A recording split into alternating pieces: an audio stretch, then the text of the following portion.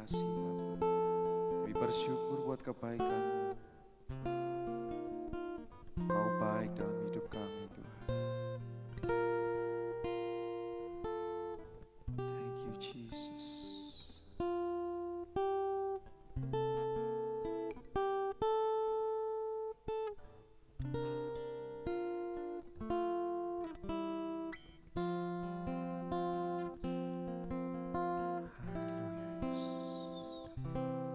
Ya Tuhanku,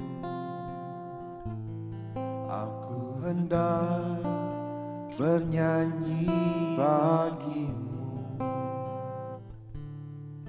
selama ku hidup. Ya Allahku, aku hendak bermazmur bagi-Mu selagi ku ada. Katakan sekali lagi. Ya Tuhanku,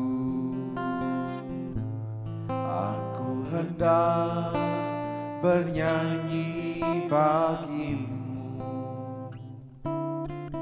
selama ku hidup. Ya Allahku, aku hendak bermazmur bagi-Mu selagi ku ada. Inilah yang ku renungkan setiap waktu, nyanyian puja dan pengagungan kepadamu.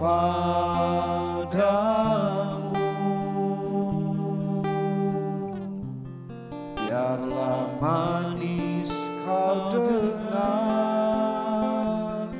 Tuhan, manis kau dengar Tuhan, dan hatiku bersuka karena-Mu. Katakan bersama-sama. Ya Tuhanku, aku hendak bernyanyi bagi-Mu selama ku hidup. Ya Allahku, aku hendak bermazmur bagi-Mu selagi ku ada. Inilah yang ku renungkan setiap waktu, nyanyian puja dan pengagungan kepadamu.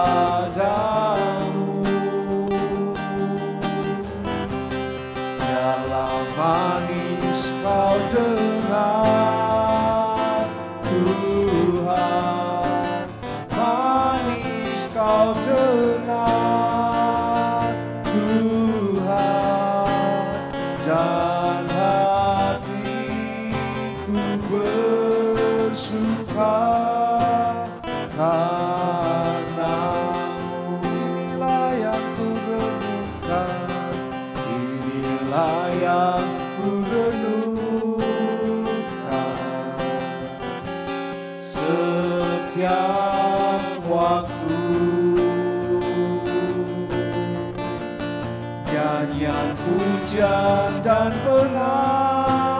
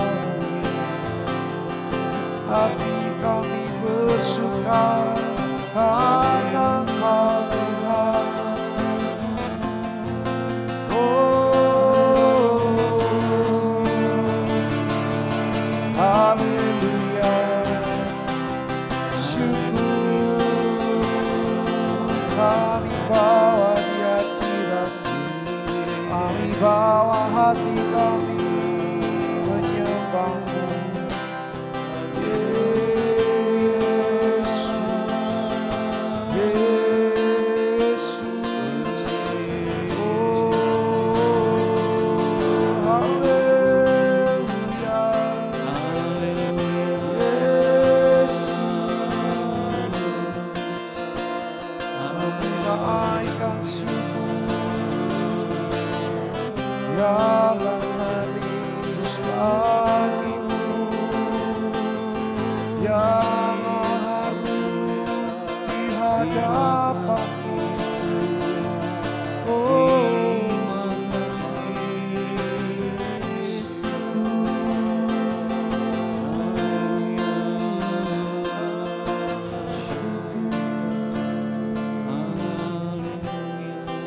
inilah yang ku renungkan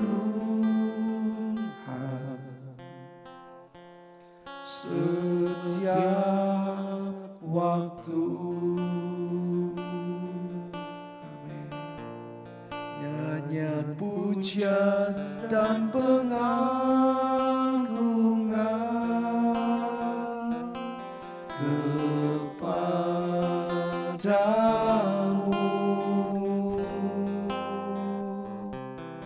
Biarlah manis kau dengar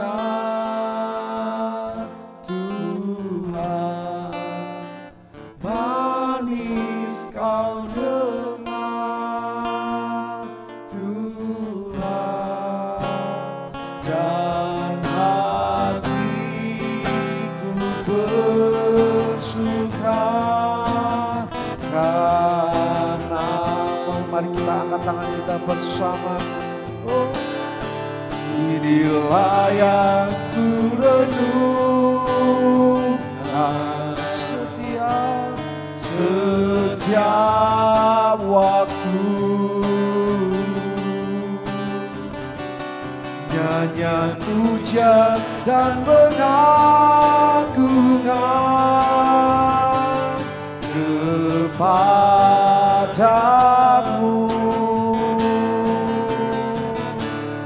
Biarlah manis kau dengar Tuhan, manis kau dengar Tuhan, dan hatiku katakan, dan hatiku bersuka, dan hatiku beri kami Tuhan, dan hatiku bersuka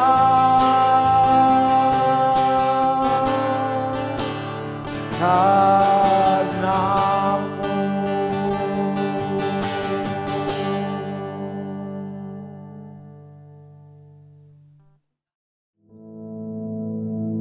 Our Father, which art in heaven, hallowed be thy name.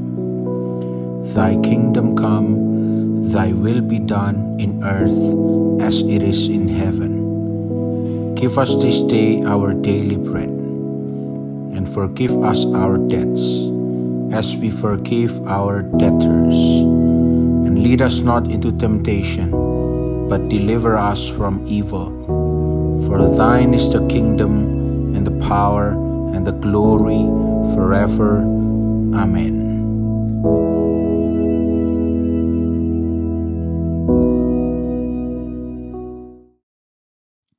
Haleluya, puji nama Tuhan, saudara sekalian. Mari pagi hari ini kita akan belajar kembali semakin dalam untuk memahami divine destiny, agar kita bisa fulfill the divine destiny.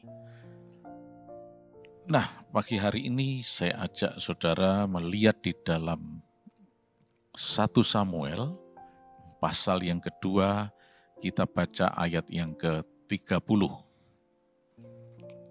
Sebab itu, demikianlah firman Tuhan, Allah Israel. Sesungguhnya aku telah berjanji keluargamu dan kaummu akan hidup di hadapanku selamanya. Tetapi sekarang demikianlah firman Tuhan. Jauhlah hal itu daripadaku, sebab siapa yang menghormati aku, akan kuhormati. Tetapi siapa yang menghina aku, akan dipandang rendah.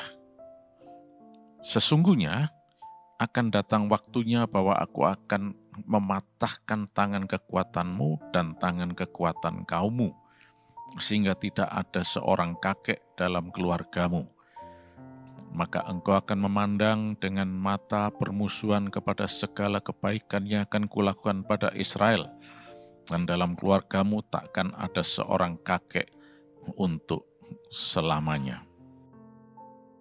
Ayat 33, tetapi seorang daripadamu yang tidak kulenyapkan dari lingkungan mezbahku akan membuat matamu rusak dan jiwamu merana. Segala tambahan keluargamu akan mati oleh pedang lawan. Inilah yang akan menjadi tanda bagimu, yakni apa yang akan terjadi kepada kedua anakmu itu, Hofni dan Pinehas. Pada hari yang sama keduanya akan mati, dan aku akan mengangkat bagiku seorang imam kepercayaan yang berlaku sesuai dengan hatiku dan jiwaku. Dan aku akan membangunkan baginya keturunan yang teguh setia, sehingga ia selalu hidup di hadapan orang yang kuurapi. Kemudian, siapa yang masih tinggal hidup dari keturunanmu akan datang sujud menyembah kepadanya, meminta sekeping uang perak dan sepotong roti, dan akan berkata, tempatkanlah kiranya aku dalam salah satu golongan imam itu, supaya aku dapat makan sekerat roti. Nah, sampai di sini dulu pembacaan kita. Saudara sekalian, di dalam ayat 30 ini kita lihat bahwa Imam Eli sebetulnya sudah dipredestin oleh Tuhan untuk selamanya menduduki jabatan imam dan seluruh keturunannya. Tuhan sudah membuat suatu destiny yang dikenal sebagai divine destiny, yaitu suatu rancangan terhadap si Imam Eli ini. Akan tetapi ternyata itu tidak terjadi. Nah, dalam hal ini Tuhan menjelaskan bukan karena Tuhan mengingkari janjinya. Tadi kita bacakan dalam ayat 30, sesungguhnya aku telah berjanji. Keluargamu dan kaummu akan hidup di hadapanku selamanya. Jadi Tuhan sudah mempredestin si Imam Eli ini untuk menjadi imam seterusnya. Dan ketika dia nanti selesai tugasnya, akan dilanjutkan oleh keturunannya menjadi imam di hadapan Tuhan. Tetapi Tuhan katakan, ini ternyata tidak terjadi. Cancel, sepertinya itu. Karena,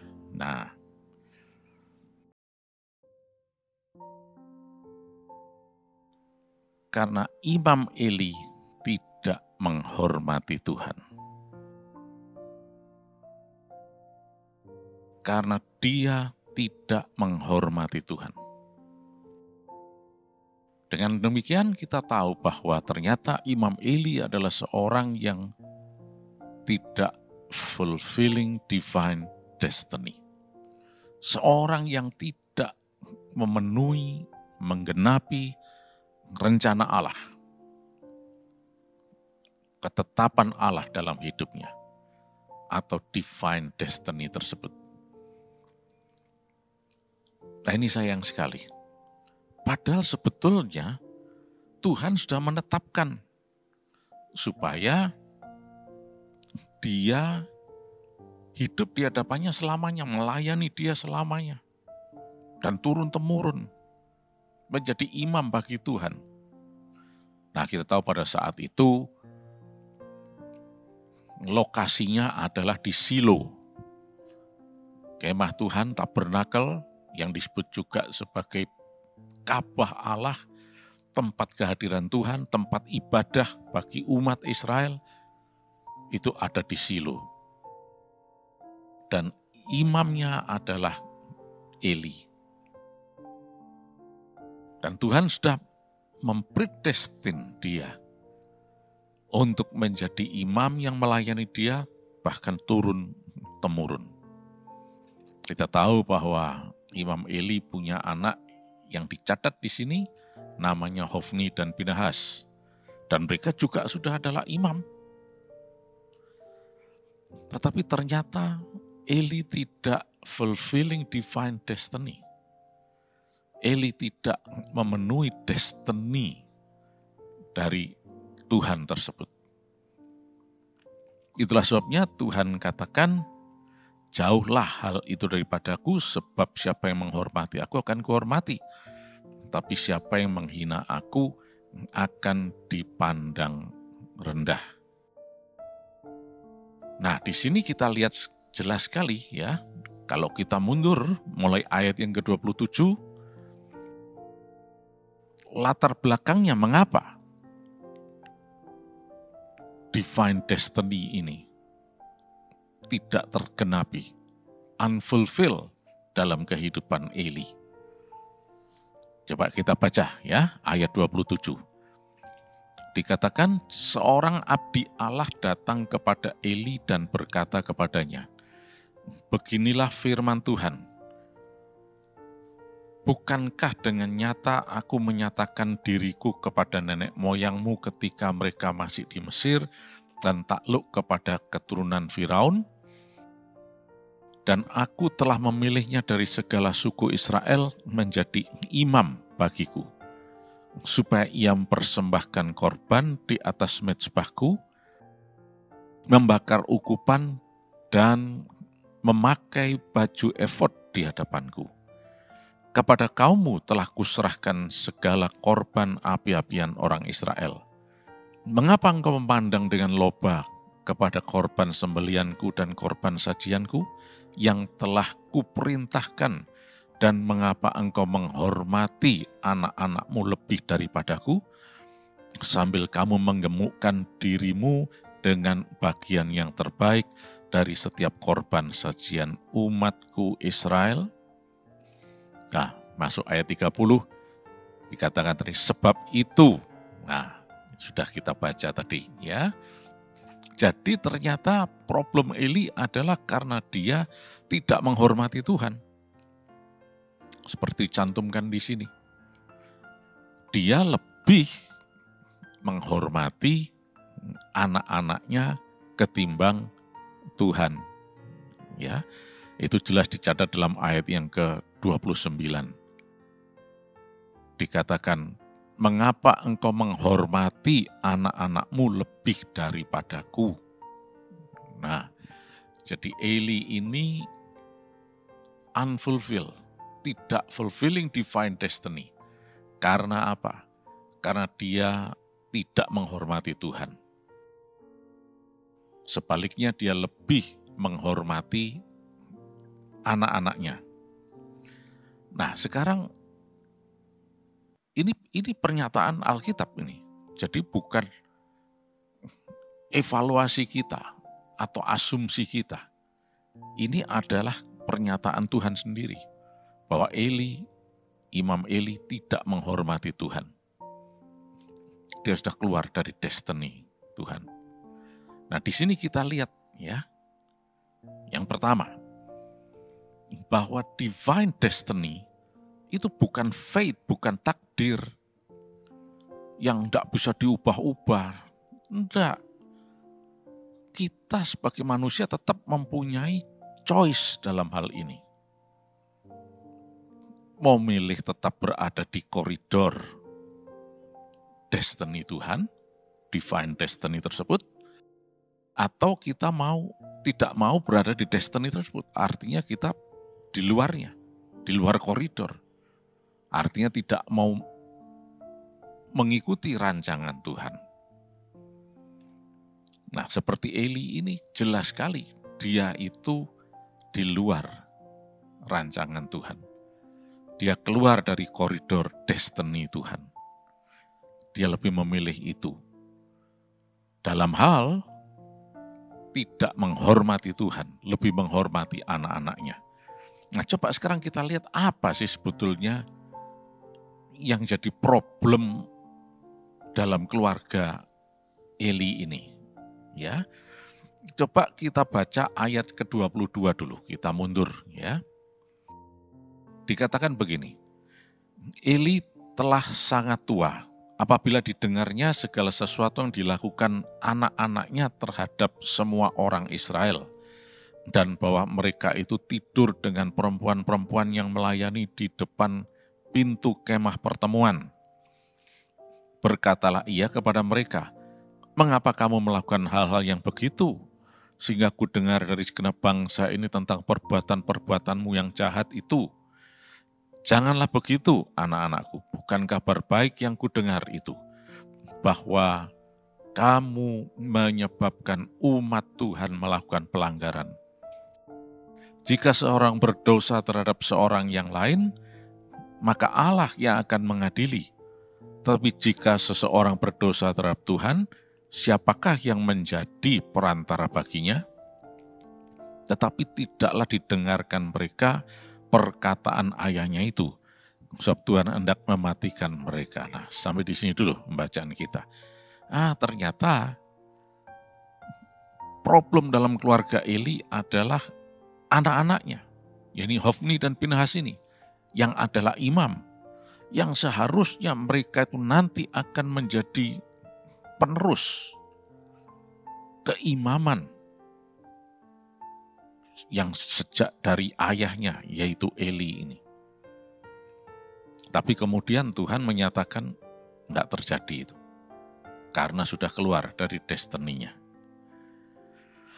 Nah, di sini kita lihat Tuhan sangat gusar terhadap Eli ini, sampai dia katakan, sebetulnya aku sudah berjanji, tapi itu tidak akan terjadi. Karena engkau sudah keluar dari destiny ini. Seolah-olah kalau kita lihat di sini ya, Eli sebetulnya sudah memperingatkan anak-anaknya. Tapi tetap di dalam ayat 29 tadi dikatakan bahwa dia lebih menghormati anak-anaknya ketimbang Tuhan. Dengan kata lain, dia tidak menghormati Tuhan yang seharusnya dihormati setinggi-tingginya. Tapi menurut Tuhan, Eli tidak menghormati Tuhan. Dan bahkan lebih menghormati anak-anaknya. Kalau kita baca ayat yang ke-25 ini, dan ayat 24-25 ya, kita lihat sebetulnya Eli sudah memperingatkan. Bagi kita secara manusia mungkin oke lah, sudah dilakukan kok.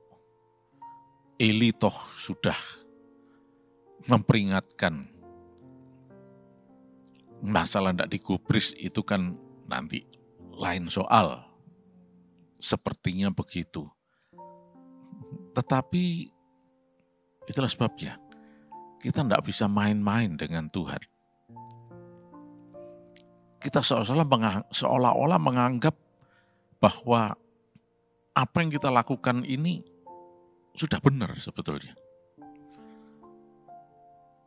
Eli juga menganggap bahwa sudah cukuplah, dia sudah benar, dia sudah memperingatkan anak-anaknya. Bukan berarti nol sama sekali, tidak melakukan apa-apa. Sudah ada usaha memperingatkan anak-anaknya.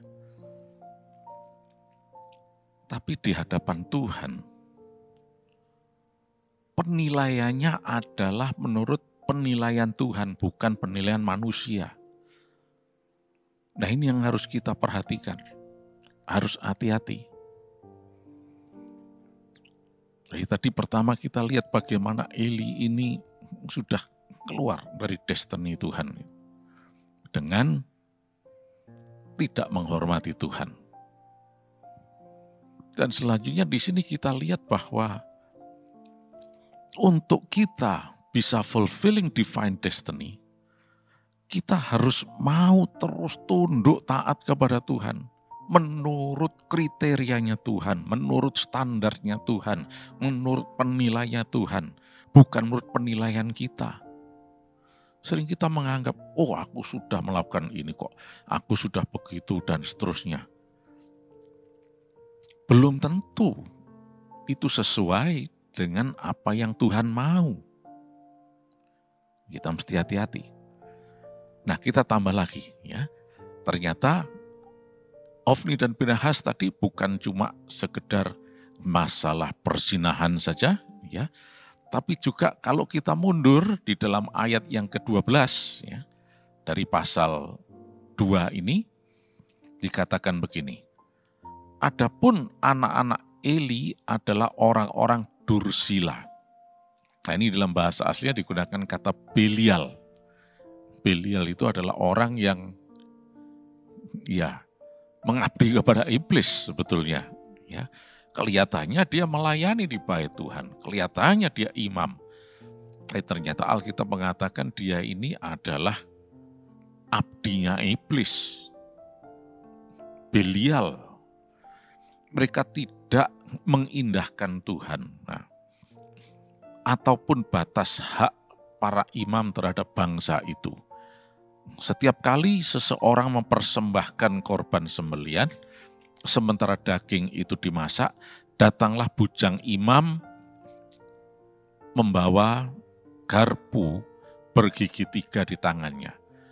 Dan dicucukkannya ke dalam bejana atau ke dalam kuali atau ke dalam belanga atau ke dalam periuk, segala yang ditarik dengan garpu itu ke atas. Diambil imam itu untuk dirinya sendiri. Demikianlah mereka memperlakukan semua orang Israel yang datang ke sana, ke Shilo. Bahkan sebelum lemaknya dibakar, bujang imam itu datang, lalu berkata kepada orang yang persembahkan korban itu, berikanlah daging kepada imam untuk dipanggang, sebab ia tidak mau menerima daripadamu daging yang dimasak, hanya yang mentah saja. Apabila orang itu menjawabnya, bukankah lemak itu harus dibakar dahulu, kemudian barulah ambil bagimu sesuka hatimu? Maka berkatalah ia kepada orang itu, sekarang juga harus kau berikan, kalau tidak, aku akan mengambilnya dengan kekerasan. Dengan demikian sangat besarlah dosa kedua orang muda itu di hadapan Tuhan, sebab mereka memandang rendah korban Tuhan. Nah, ternyata problemnya berat sekali.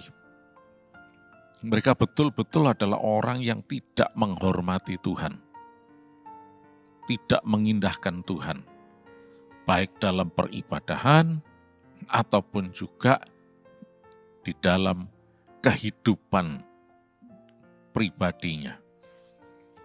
Melakukan dosa perzinahan dan kemudian dalam peribadahan itu melanggar aturan Torah yang sudah diberikan. Jadi sebetulnya ketika orang datang ke kemah tabernakel untuk mempersembahkan korban, maka imam itu bisa mendapatkan dagingnya saja dari persembahan tersebut. Tetapi ini tidak dilakukan demikian. Hofni dan Pinehas mengambil termasuk lemak-lemaknya semuanya. Yang seharusnya lemak itu harus dibakar untuk Tuhan. Tapi diambil oleh mereka. Nah, di sini kita lihat bagaimana mereka itu tidak menghormati Tuhan. Ada usaha ditegur oleh Eli, tapi tidak diindahkan juga.